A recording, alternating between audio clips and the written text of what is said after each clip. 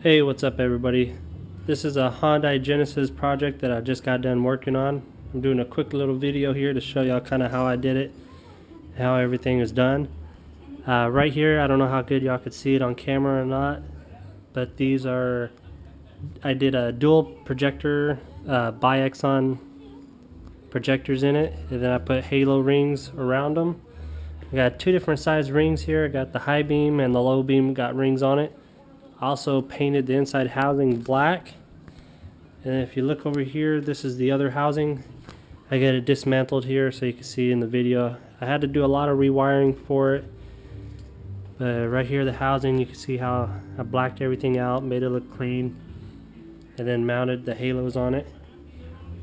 This one is the retrofit projector on the high beam. You can see how it fit in there pretty snug. It looks really good in there.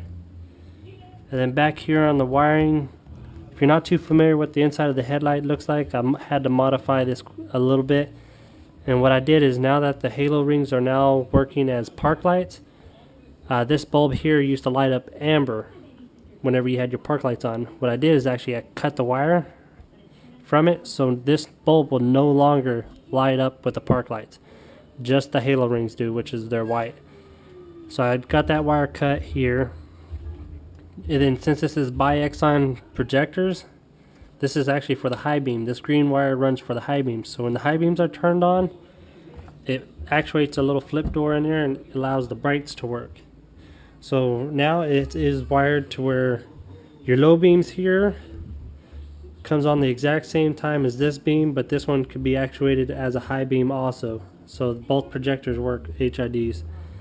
So I rewired that, added a little harness here, because now that both sets of lights are working as low beams, I had to modify the harness a little bit and add a ground and a positive wire here to come on the same time as your regular low beam.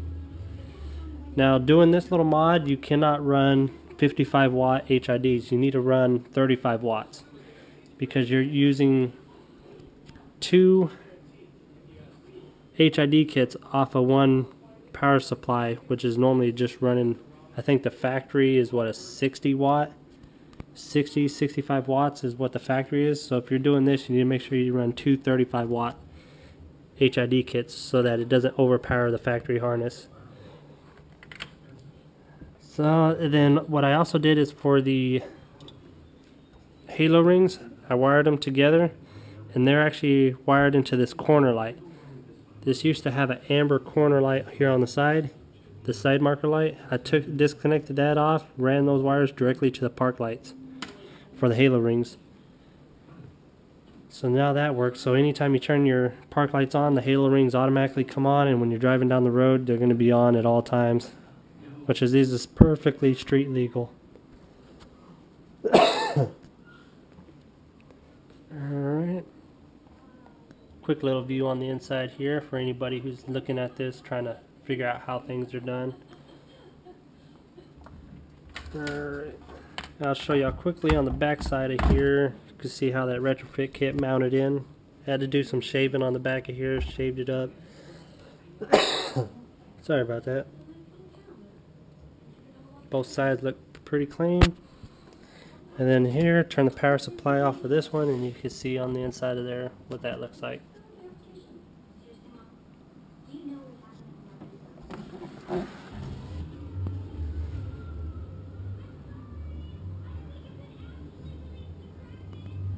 Now doing this retrofit kit, this now takes a H1 bulb. So that's why I got these wires sticking out here, because that's what the H1 takes to mount your HID kit. But other than that, that's how you do this and what it looks like. It takes a little bit of time and work to get it to look this good, and a lot of dedication, hours spent on this thing.